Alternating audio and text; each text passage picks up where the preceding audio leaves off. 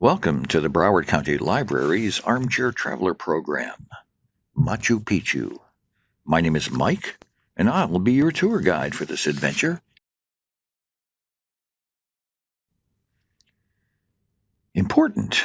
We had to book our trip months in advance. Everyone wants to see Machu Picchu. I've got your tickets. Let's pack light. We'll be walking a lot, carrying our backpacks. The high altitude in some of these places we'll visit will make it hard to breathe till we acclimate. Weather changes quickly. I hope you packed your rain poncho. And your shoes better be comfy to walk in. Oh yes, let's stash our passports and cash in our money belts under our shirts. U.S. dollars are accepted most places in Peru, and English is spoken in the cities and hotels. Got our water bottles? We do not want to drink the local tap water. And don't forget your digital camera with the really large capacity memory card. Oops! Remember, it's 220 volts in Peru, not 110. Make no mistake, we are going up. The Andes Mountains are the highest mountain range outside Asia. Our cities here in the U.S. can't compete with the mountain villages in Peru. Look at this comparison chart. Denver, the mile-high city, is not even close. Okay, our travel plan. Fly to Lima and sightsee for a bit. Fly to Cusco, acclimate to high altitude and sightsee there. Travel and tour the Sacred Valley outside Cusco. Take the special train to Aguascalientes and board a bus heading up the mountain to Machu Picchu. Experience Machu Picchu, then take the train back to Cusco and fly to Lima and on to the U.S. First stop, Lima. After flying 2,644 miles in 5.5 hours, the time zone in Peru is the same as Florida, Eastern Standard Time. Question, why does Lima exist? During the Spanish conquest of the Incas in the 1500s, the Conquistadors under Francisco Pizarro ambushed and murdered the Inca king, Atahualpa, and searched for a suitable place to establish a capital city for their Spanish empire. His scouts found a site that had ample water, wood provisions, extensive fields, and fair weather. Pizarro liked the site and founded a city there and named it Ciudad de los Reyes, City of Kings, in honor of the Christian feast of the Holy Kings. A year and a half later, the new city was besieged by an army, an Inca rebellion, led by a mountain dweller named Manco Inca. The rebellion was defeated after heavy fighting. Only a few years after its founding, the city lost its Spanish name. The natives from the area around the new city called this area Limac. The Spanish, however, couldn't pronounce the final Q, so they dropped it, thus changing the name to Lima. Let's jump ahead to 2020. Look at the size of this city. Over 32% of all the people in Peru live in the city of Lima. That's over 10 million. And the food. Lima has become the unofficial gastronomical capital of South America. The city boasts world-renowned chefs and is the only city to have 2 restaurants ranked in the top 10 of the world's 50 best. There are many traditional must-try Peruvian specialties, but no one should leave the city without trying ceviche. The dish was invented here. How about a short walk around Lima? Check out the architecture. Arches and courtyards, it seems everywhere. Lima builders copied the prevailing Spanish colonial style. That style was popularized in Spain by the Berber Muslims who conquered and controlled it for over 700 years. These people, called Moors, came up from Africa and created the Andalusian culture. For over 300 years, in all Peru, large or official buildings were erected in this Spanish Moorish style. Here's the Archbishop's Palace with its elegant balconies. It is the administrative headquarters of the Roman Catholic Archdiocese of Lima, right in the center of the city, in the Plaza de Armas. Spanish Moorish style. Arches in windows, doors, and hallways. Ornate balconies of hand-carved wood, another signature part of Peru's colonial architecture, are also prominently featured here. This is the Cathedral of Lima, also on the Plaza de Armas. Lima is certainly the city of churches, especially in the old town or city center.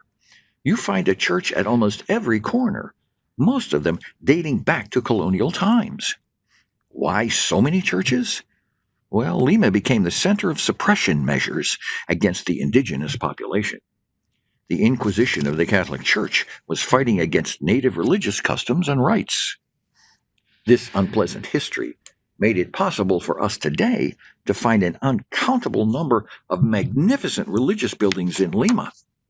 Most have been restored over the last few years. Just down the street, there's a sidewalk by a park, full of artists displaying their work.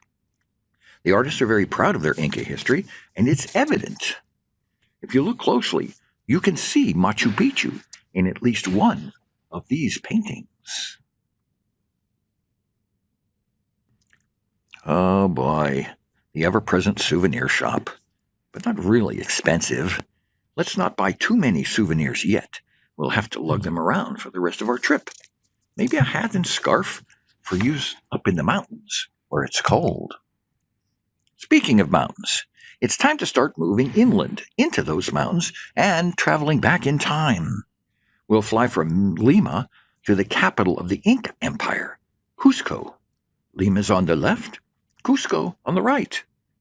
687 miles southeast. 1 hour flight time going over the mountains. But by bus, 20 hours. Cusco is the oldest continuously inhabited city in all the Americas. Officially, over 3,000 years old, but pre-ceramic artifacts have been found there that date back 5,000 years. The Aboriginal name of this city was Cusco, which meant Rock of the Owl. The city's mythology says that an ancient man from the mountains grew wings like an owl and flew over the area and thought the site would be good for settlement. He brought his tribe, then promptly turned into a rock. We need to get to our hotel. It's hard to breathe. We are so high. Your chest gets very tight. Remember, 10,800 feet up, higher than any city in the United States. Oh, here we are. Taxi to our door. At least it's only 2 stories tall. This is Ellen. She had trouble getting up the stairs to her second-floor room. Trouble breathing, like a weight on your chest. Water. Rest. Take things slowly for a bit. Acclimate. So, after a bit of a rest, let's see where we are. Our hotel is a combination modern and old Spanish. Arches and balconies again, but glass walls between the courtyard and the hallways on the first floor. Check out the jaguar head on the fountain at the left. That is pure Inca. Look at this. We are at 10,800 feet, and still the mountain at the end of this street goes higher. We'll stay back here to explore. So on this street, look, balconies, really narrow stone streets, and some original Inca stonework at the base of the building. What do you see here? A church? Yes, a Dominican Catholic church. But do you see the gray curved walls surrounding the church, and the stone terraces below that? This was the centerpiece of the Incan Empire and considered the holiest site in Incan mythology. This was Coricancha. It was once a large building covered in gold and silver, a magnificent place. Then came the Spanish. First they kidnapped the Inca king, Atahualpa, and demanded all the gold and silver as ransom. Once they had it, They reneged on the king's release and murdered him. Then, through battle, they took the city and built the Dominican Catholic Church right on top of Oricancha's foundations. The gray curved wall and the stone terraces are all that's left. In the center of Cusco is the town square. We might cross it many times on our Cusco visit. A great tip to enjoying it is to go for a morning coffee or afternoon beer at one of the second-floor cafes and restaurants which can be found on 3 sides of the square. With small balconies to huddle on, it's a welcome respite from walking and sightseeing and the best way to watch the world of traditional and tourist Cusco hustling by. Another Spanish church, the Cathedral Basilica of the Assumption of the Virgin, also known as Cusco Cathedral. It was a church that the Jesuits built in Cusco's main square. Construction took almost 100 years. It was built on the foundations of another sacred Inca site, the temple and the palace of a prior Inca king. Remember the purpose: suppressing the Inca religion from all Peru and replacing it with Spanish Catholic Christianity. In the center of the town square stands the bronze statue of the 9th ruler of the city of Cusco and later king of the Inca Empire, Pachacuti. He is pointing towards the mountains. Some say toward the fortress temple of Sacsayhuaman. This is the king who began the expansion of the Inca dominion from the valley of Cusco to most of western South America. Most agree that Machu Picchu itself was built as an estate for him. Pachacuti Inca Yupanqui was his full name and title, and he lived in the late 1400s, 100 years before the Spanish came. In Quechua, the language of the Inca, Pachacuti means he who overturns space and time, and Yupanqui means with honor. During his reign, Cusco grew from a small hamlet into the great center of an empire. He became arguably the greatest of all Inca emperors and a central figure in many of South America's most glorious myths, legends, and tales. Hungry? Hungry. How about some dinner? Great. Second floor restaurant up the stairs. That's okay, we're breathing better now. The name, Casa Curicancha. Sound familiar? It's named in honor of the holiest site in Incan mythology, just down the road. Another souvenir shop, this one in Cusco. Maybe we should skip this one also, as we have a lot of walking and carrying ahead of us. Did we get our hats and scarves at the Lima shop? Yes? Time to head out into the Sacred Valley. I'll see you in episode 2.